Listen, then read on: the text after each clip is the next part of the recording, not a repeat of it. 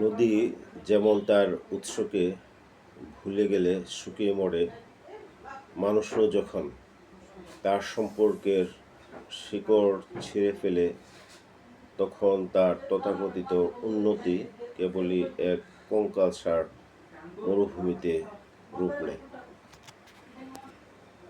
আমরা আজ এমনই এক অদ্ভুত ও নির্মম সংকটের মুখোমুখি দাঁড়িয়ে আছি, যেখানে কেবল প্রথাগত উপদেশ দিয়ে আর কোনো কাজ হবে না। উপদেশের কার্যকারিতা ঠিক সেখানেই শেষ হয়ে যায়, যেখানে ব্যক্তির ভেতরকার মৌলিক মূল্যবোধ এবং জীবন দর্শনের মজ্জাগত সংকট তৈরি হয়। যে সমাজে এক সময় সম্পর্কের বন্ধন ছিল রক্তের চেয়েও গাঢ়, আজ সেখানে জায়গা করে নিয়েছে বস্তুবাদী সাফল্যের এক অন্ধ ও আত্মঘাতী প্রতিযোগিতা।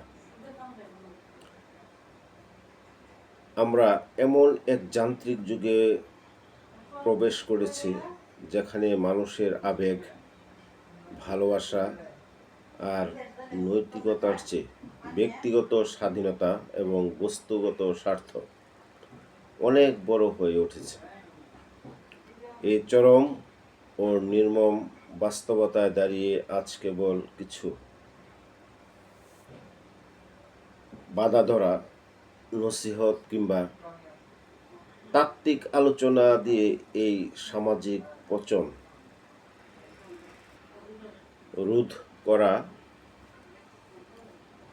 অসম্ভব। সমাজ আজ এমন এক কারখানায় পরিণত হয়েছে, যা প্রতিনিয়ত স্বার্থপর ও অসংবেদনশীল মানুষ তৈরি করছে। এই নীরব মহামারীর হাত থেকে আমাদের পরিবার, সমাজ এবং নিজেদের অস্তিত্বকে রক্ষা করতে হলে আজ শুধু কান্নার নয়, বরং এক অমূল ও কাঠামোগত পরিবর্তনের প্রয়োজন। আসুন প্রথাগত উপদেশের ঊর্ধ্বে উঠে আমাদের পারিবারিক সংকটের ভিতরের সত্যটাকে আজ হৃদয় দিয়ে অনুভব করি। কেন উপদেশ আজ অকার্যকর? উপদেশ তখনই হৃদয়ে দাগ কাটে যখন ভিতরের আল্লাহর ভয় এবং অন্তরে ন্যূনতম কৃতজ্ঞতা বোধ জাগ্রত থাকে। কিন্তু আমাদের বর্তমান যান্ত্রিক সামাজিক পরিবেশ সন্তানদের কেবল একজন নিষ্ঠুর প্রতিযোগী বানাচ্ছে, আসল মানুষ বানাচ্ছে না। যখন একজন সন্তান ছোটবেলা থেকে দেখে যে তার জীবনের একমাত্র সফলতা কেবল ভালো রেজাল্ট, বা বলা যায় তার সর্বোচ্চ উন্নতি বা সর্বোচ্চ পরীক্ষার রেজাল্ট, বা মাল্টি ন্যাশনাল কোনো কোম্পানির উচ্চ বেতনের চাকরিতে তার জীবনটাকে সীমাবদ্ধ রাখার ঝোঁক বা প্রবণতা, তখন বাবা মায়ের প্রতি তার যে সহজাত মমত্ববোধ থাকা প্রয়োজন, তা সে শেখার বা অনুভব করার সুযোগই পায় না।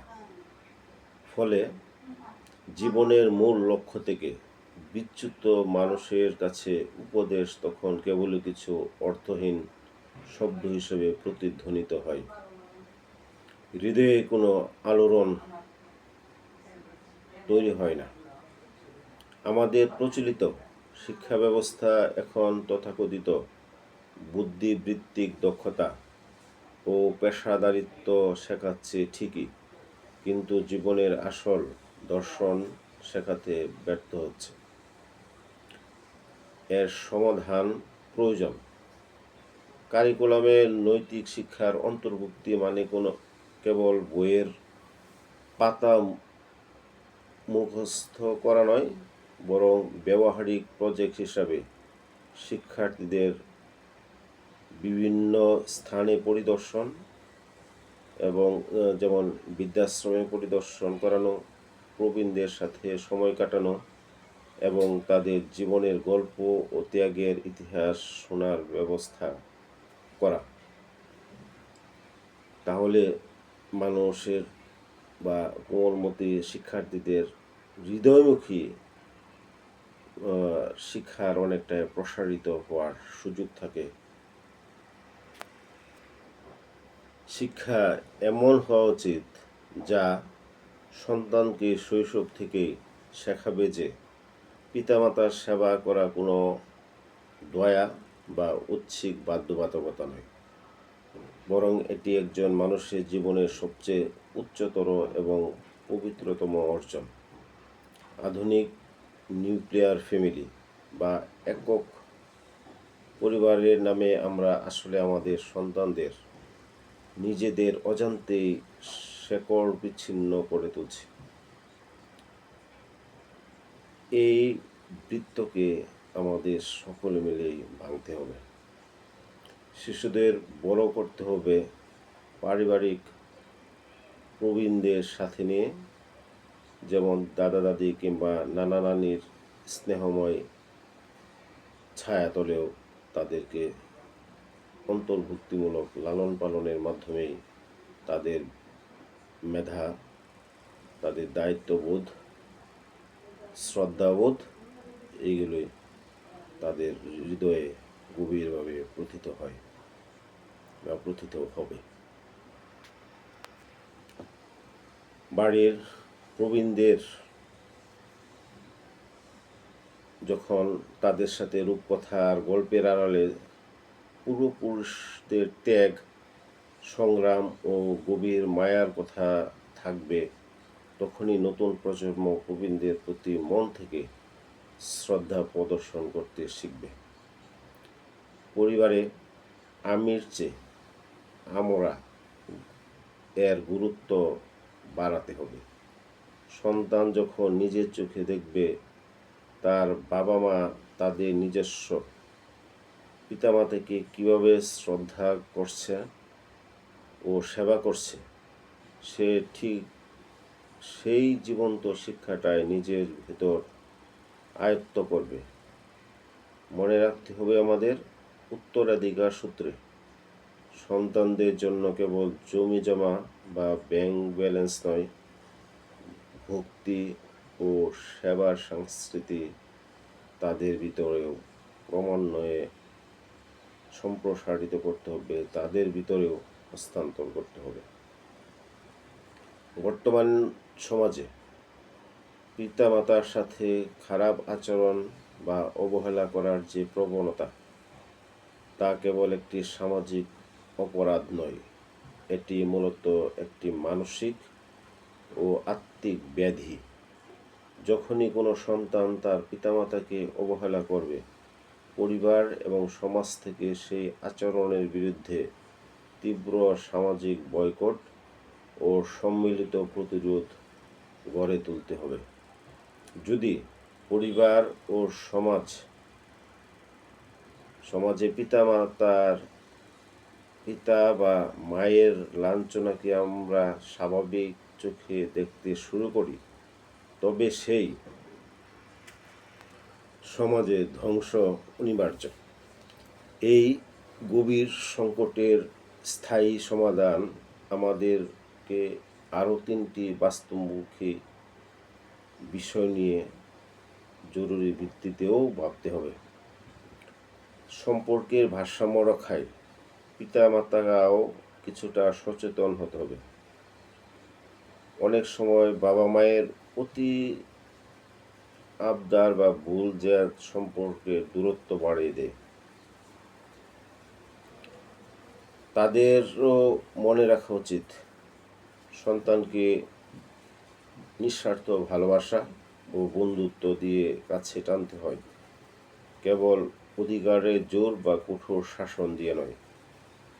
রাষ্ট্রীয় ও সামাজিক নিরাপত্তার বলয় কেবল সন্তানের করুণার উপর প্রবীণদের জীবন ছেড়ে না দিয়ে রাষ্ট্র ও সমাজের পক্ষ থেকে প্রবীণ বা সিনিয়র সিটিজেনদের সম্মান, চিকিৎসা ও সুরক্ষার জন্য আইনি এবং সামাজিক কাঠামোকে আরও শক্তিশালী করা সময়ের দাবি। সন্তানদের হাতে অকৃত্রিম প্রযুক্তির নিয়ন্ত্রণহীন ক্ষমতা তুলে না দিয়ে পরিবারের বা পারিবারিক সময় কাটানোকে বাধ্যতামূলক করতে হবে। যে পরিবারের অন্তত ডাইনিং টেবিলে খাবারের সময় মোবাইল বা অন্য মোবাইল সংক্রান্ত ডিভাইস যেগুলি আছে সেগুলো ব্যবহার সম্পূর্ণ নিষিদ্ধ করতে হবে, সেই পরিবারের হৃদয়ে যোগাযোগ ও পারস্পরিক মায়া সবসময় জীবন্ত থাকবে।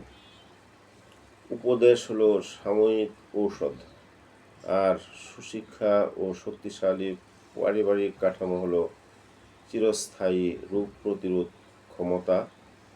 আমরা এমন সমাজের এমন এক মরণব্যাধির পর্যায়ে আছি যেখানে শুধু ঔষধে কাজ হবে না, শরীরের পুরো ইমিউনিটি সিস্টেমকেই পুনর্গঠন করতে হবে।